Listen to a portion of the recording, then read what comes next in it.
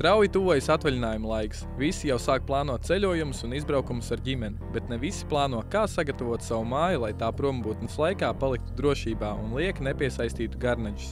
Kā šādas situācijas novērst, devāmies noskaidrot. Vasaras laikā, kad cilvēki dodās atvaļinājumos vai ilgāk uz laukiem, atstāja savas mājas ilgstoši bez pieskatīšanas, tad, protams, aktualizējas jautājums par mājokļa drošību, gan mājām, gan dzīvokļiem. Un tādēļ cilvēkiem dodoties projām ir vairākas lietas, kas obligāti jāizpildo, jāpievērš uzmanību. Pirmkārt, protams, bez elementārām lietām aizslēgt durvis, ko starp citu bieži cilvēki aizmirst. Nepieciešams aizvērt arī visus logus, pārbaudīt, vai visas verandas un citas, durvis logi ir aizvērti, jo arī, logi, kas atstāti vēdināšanas režīmā, viņi nevien var piesaistīt zagļu uzmanību, bet arī vētras laikā tur var ieplūst iekšā ūdens, vai logi var tikt bojāti vai pat izsisti. Nākošā svarīgā lieta, protams, projām dodoties jāizslēdz visa liekā elektrotehnika, bet pilnīgi noteikti iesakām atstāt elektrību ieslēgt un atstāt apgaismojumu vismaz vienā no telpām, jo tas ir tāds pārbaudīts vecs līdzeklis, kas arī atbaida iespējamos nelūgtos viesus, rodot iespēju, ka mājās tomēr kāds ir. Trešā lieta – neatstāt ārpusē pie mājas uz balkoniem, verandām vai, redzamās vietās pie logiem uz palodzēm kaut kādas vērtīgas lietas.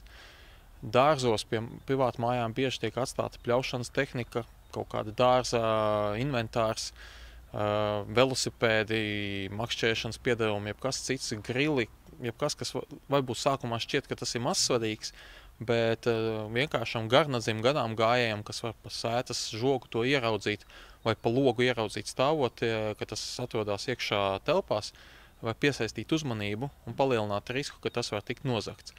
Tas pats attiecās par logiem, tātad neatstāt uz palodzēm vai tūmā kaut kādas vērtīgas lietas, datori, telefoni, atslēgas, maki. Vēlams arī aizvērt ciet aizkarus, lai nebūtu iespējams ieskatīties iekšā. Un, protams, kad ja cilvēki dodās ilgstoši projām no mājām, par to vēlams pateikt vai kaimiņiem vai savai apsardzes firmai vai pabrīdināt kaut kādus radiniekus, kas varbūt laiku pa laikam atnāk, atbrauc, apskatās, vai mājās viss ir kārtībā, un vēlams pie kaimiņiem vai radiniekiem atstāt arī atslēgas, un nekādā gadījumā atslēgas neatstāt zem paklājiņa vai kādā citā it kā drošā vietā.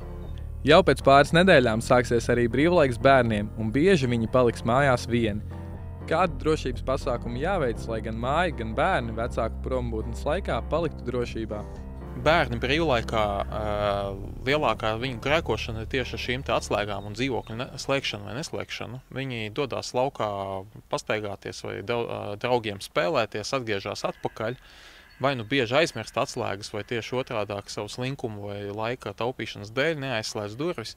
Tad svarīgākais ir apmācīt bērnus, kad viņi vienmēr, kad viņi atstāja telpas, arī, māju, viņi tomēr durvis aizslēdz. Otrkārt, tad, kad viņi vieni paši paliek mājās, viņi arī durvis aizslēdz ciet. Protams, piekotināt bērnus nespēlēties ar uguni un vienmēr vecākus brīdināt, ja kaut kur dodās projām uz ilgāku laiku prom no mājas, arī apmācīt, īsi pastāstīt par to, ko darīt ārkārtas situācijā. Un šeit par bērniem varētu teikt, ka nevajag bērnus, vienalga kuda vecuma bērnus, apgrūtināt ar kaut kādiem sarežģītiem un viņiem nesaprotamiem vārdiem par evakuāciju, ugunsdrošību vai personīgo drošību, lietām, ko viņi nesaprot. Drīzāk jāpastāsta vienkāršas lietas, ko darīt. Ja deg zvanīt un mukt laukā, ja pie durvīm zvana, nepazīstama persona, pateikt viņam, kad viņam jāiet projām un uzreiz zvanīt vecākiem, vai, ja kāds laužās iekšā vai traucē, vai piedzēries, vai, liekas bīstams, tad zvanīt arī policijai, censties izstāstīt pēc iespējas vienkāršākiem vārdiem un vienkāršākas darbības, ko bērnam tajā brīdī, ka viņš ir apdraudēts un varbūt pat apjucis, lai viņš tiešām saprastu vienkārši, ko viņam izdarīt. Un vai šie drošības noteikumi ir vienādi gan pilsētā, gan laukos, jo visi taču zinām, pilsētas un lauku dzīve ļoti atšķiras? Lauku mājās cilvēkiem šie paradumi ir savādāki. Viņi gan atslēgas glabā, vieglāk pieejamās vietās, bieži neslēdz ciet durvis.